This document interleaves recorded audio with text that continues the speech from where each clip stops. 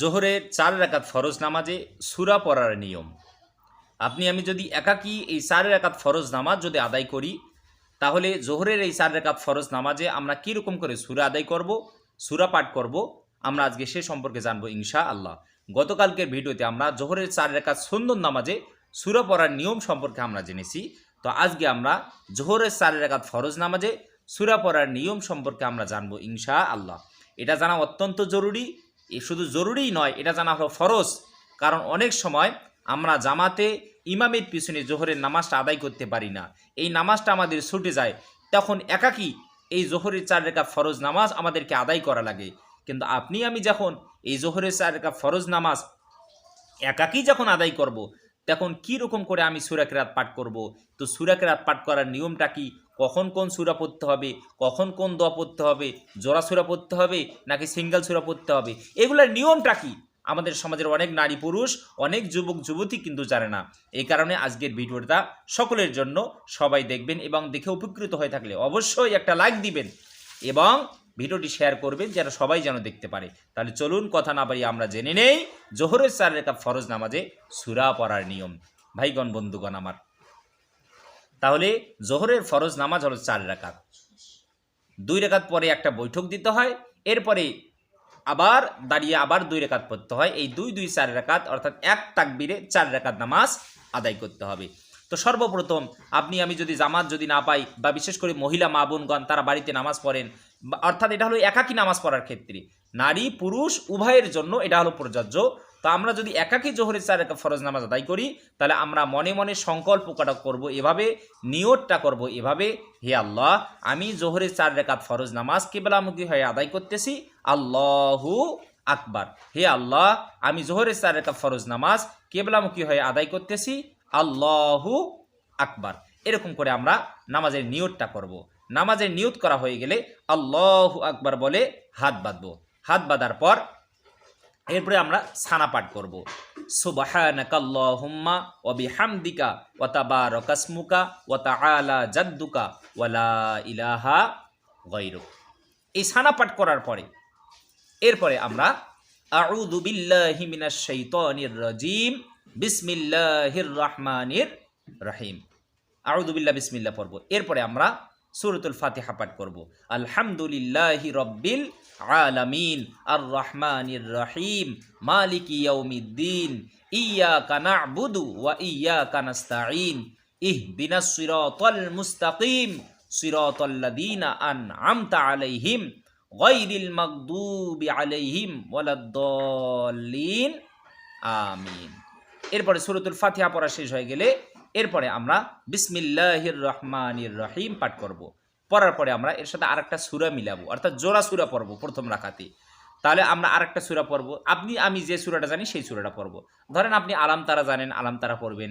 আমি আপনার প্রথম রাকাতে আরাইতাল্লাযী পড়তেছি, আরাইতাল্লাযী ইউকাযযিবু বিদ্দীন ফাযালিকাল্লাযী ইয়াদউল ইয়াতীম ওয়ালা ইয়াহুদ্দু আলা তুআমিল মিসকিন ফাওয়াইলুল লিল মুসাল্লিন আল্লাযীনা হুম আন সালাতিহিম সাহুন আল্লাযীনা হুম ইউরাউন ওয়া ইয়ামনাউনাল মাউন। এটা পড়া শেষ হয়ে গেলে এরপর আমরা আল্লাহু আকবার বলে রুকুতে যাব। রুকুত তাসবিহটা পাঠ করব, সুবহানা রাব্বিয়াল আযীম সুবহানা রাব্বিয়াল আযীম সুবহানা রাব্বিয়াল আযীম। পড়া শেষ হয়ে গেলে আমরা সামি আল্লাহু লিমান হামিদা বলে সোজা হয়ে দাঁড়াবো। দাঁড়ানোর পরে আমরা পড়ব রব্বানা লাকাল হামদু হামদান কাসীরান তয়্যিবান মুবারাকান ফি। আপনি যদি হামদান কাসীরান তয়্যিবান মুবারাকান ফি এটা যদি পড়তে না পারেন, তারপরেও আপনাকে সামি আল্লাহু লিমান হামিদা বলে দাঁড়িয়ে রব্বানা লাকাল হামদ, এটা সোজা হয়ে দাঁড়িয়ে আপনাকে বলতে হবে রব্বানা লাকাল হামদ। বলার পরে এরপরে আপনাকে আল্লাহু আকবার বলে সেজদায় যেতে হবে। সেজদায় যাওয়ার পরে আমরা সেজদার তাসবিহটা পাঠ করব, সুবহানা রাব্বিয়াল আ'লা সুবহানা রাব্বিয়াল আ'লা সুবহানা রাব্বিয়াল আ'লা। সেজদার তাসবিহ পাঠ করার পরে আমরা আল্লাহু আকবার বলে এক সেজদা দিয়ে সোজা হয়ে বসবো। এক সেজদা দিয়ে সোজা হয়ে বসার পরে আমরা একটা দোয়া পড়ব, আল্লাহুম্মা গফিরলি ওয়ারহামনি ওয়াহদিনি ওয়াআফিনি ওয়ারযুকনি। আপনি আমি যদি এই দোয়াটা যদি পড়তে নাও পারি, তবু আপনি আমি এক সেজদা দেওয়ার পরে এরকম সোজা হয়ে সোজা হয়ে আমরা বসে থাকবো। বসার পরে আমরা আল্লাহু আকবার বলে আরেকটা সিজদায় চলে যাব। যাওয়ার পরে আমরা সিজদার তাসবিহটা আবার পাঠ করব, সুবহানা রাব্বিয়াল আ'লা, সুবহানা রাব্বিয়াল আ'লা, সুবহানা রাব্বিয়াল আ'লা। এটা পড়ার পরে আমরা আল্লাহু আকবার বলে দ্বিতীয় রাকাত নামাজের জন্য দাঁড়িয়ে যাব। দ্বিতীয় রাকাত নামাজের জন্য দাঁড়িয়ে এরপরে আমরা আবার বিসমিল্লাহির রহমানির রহিম পাঠ করব। পাঠ করার পরে আমরা সূরাতুল ফাতিহাটা পাঠ করব। আলহামদুলিল্লাহি রাব্বিল আলামিন আর রহমানির রহিম মালিকি ইয়াউমিদ্দিন ইয়্যাকা না'বুদু ওয়া ইয়্যাকা নাস্তাঈন ইহদিনাস সিরাতাল মুস্তাকিম সিরাতাল লাযীনা আন'আমতা আলাইহিম গায়রিল মাগদুবি আলাইহিম ওয়ালাদ-দাল্লিন আমিন। এটা পড়া শেষ হয়ে গেলে আমরা বিসমিল্লাহির রহমানির রহিম পাঠ করব। পাঠ করার পরে আমরা আর একটা সূরা পড়ব। ধরেন আমি কুল হু পড়লাম, কুল হুয়াল্লাহু আহাদ আল্লাহুস সামাদ লাম ইয়ালিদ ওয়া লাম ইউলাদ ওয়া লাম ইয়াকুল লাহু কুফুয়ান আহাদ। সূরা পড়া শেষ হয়ে গেলে এরপর আমরা রুকু করব, রুকু থেকে সোজা হয়ে দাঁড়াবো, এরপর আমরা সিজদায় যাব, দুইটা সিজদা করব। করার পর আমাদের 2 রাকাত নামাজ পড়া শেষ। এবার আমরা বৈঠকে বসবো। এটাকে বলা হয় প্রথম বৈঠক। যেহেতু নামাজটা 4 রাকাত, 2 রাকাত নামাজ পড়ে বসতে হবে, যেটাকে বলা হয় প্রথম বৈঠক। এই বৈঠকে বসে শুধু আমরা তাশাহুদ আত্তাহিয়াতু পড়ব। আত্তাহিয়াতু লিল্লাহি ওয়াস সালাওয়াতু ওয়াত তাইয়্যিবাত আসসালামু আলাইকা আইয়ুহান নাবিয়্যু ওয়া রাহমাতুল্লাহি ওয়া বারাকাতুহু আসসালামু আলাইনা ওয়া আলা ইবাদিল্লাহিস সলিহিন আশহাদু আল্লা ইলাহা ইল্লাল্লাহু ওয়া আশহাদু আন্না মুহাম্মাদান আবদুহু ওয়া রাসূলুহু। এরপরে আমরা আল্লাহু আকবার বলে তৃতীয় রাকাত নামাজের জন্য আমরা দাঁড়িয়ে যাব। দাঁড়ানোর পরে আমরা আবার বিসমিল্লাহির রহমানির রহিম পড়ব। পড়ার পরে আমরা এরপরেই হলো মূল বিষয় যে আমি কি ফরজ নামাজের তৃতীয় এবং চতুর্থ রাকাতেও আমি জোড়া সূরা পড়ব নাকি শুধু সূরাতুল ফাতিহা পড়ব। তো নামাজটা যদি ফরজ হয় আর যদি 4 রাকাত বিশিষ্ট হয় তাহলে শেষ 2 রাকাতে শুধু সূরাতুল ফাতিহা পড়তে হবে। এটাই হলো সুন্নত। রাসূল সাল্লাল্লাহু আলাইহি সাল্লাম তিনি এরকম করেই কি ফরজ নামাজের 4 রাকাত বিশিষ্ট ফরজ নামাজের শেষ 2 রাকাতে তিনি এভাবেই কি করতেন, সূরাতুল ফাতিহা তিনি শেষ 2 রাকাতে পাঠ করতেন। তা আমরাও কি করব, শেষ 2 রাকাতে শুধু সূরাতুল ফাতিহা পাঠ করব।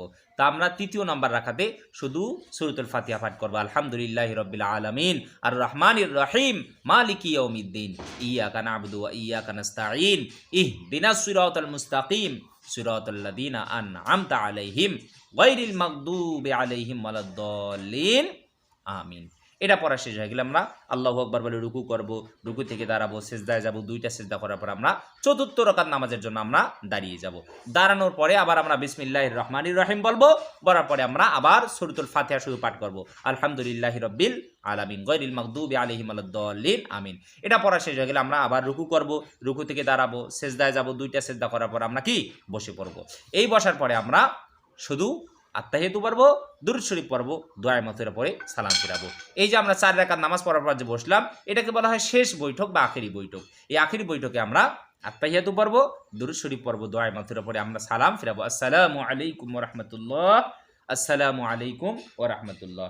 এভাবে আমরা একাকী মহিলা পুরুষ উভয়ের জন্য একাকী জোহরের 4 রাকাত ফরজ নামাজ আদায় করার নিয়ম। আগামীকালকার ভিডিওতে আমরা জোহরের 4 রাকাত ফরজ নামাজ ইমামের পিছনে আদায় করার নিয়ম সম্পর্কে আমরা জানবো ইনশাআল্লাহ। সে পর্যন্ত সবাই ভালো থাকবেন। আসসালামু আলাইকুম ওয়া রাহমাতুল্লাহি ওয়া বারাকাতুহু।